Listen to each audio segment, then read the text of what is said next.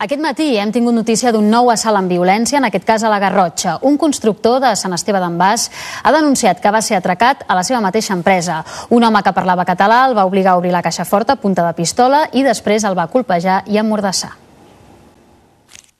Els fets van passar dilluns al vespre en aquesta nau de Sant Esteve d'en Bas.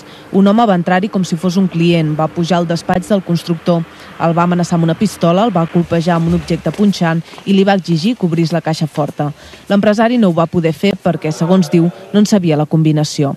El lladre va lligar-lo i va haver de marxar només amb els diners que va trobar al despatx, una quantitat que l'empresa no ha concretat però que els Mossos xifren entre 1.000 i 2.000 euros. El constructor ha pogut descriure el lladre a la policia i dir-los que parlava un català perfecte. Em va dir que no estava sol, hi havia una colla, però bueno, això tampoc ho sé. I poder marxar no, perquè jo vaig intuir que havia marxat a l'obrir la porta baix i llavors em vaig pensar ara és l'hora d'anar de pressa perquè no fos que anés a casa meva, amb la meva família. És el primer robatori amb violència a una empresa que hi ha enguany a la zona. L'any passat, però, n'hi va haver molts en aquest mateix polígon. El perfil dels lladres, però, era força diferent.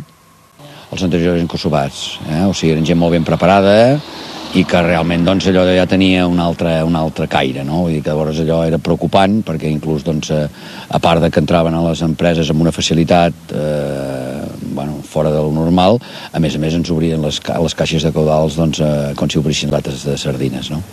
Arran d'aquesta onada de robatoris, els empresaris es van plantejar elaborar un pla de seguretat que al final no es va fer. Ara el podrien tornar a posar sobre la taula.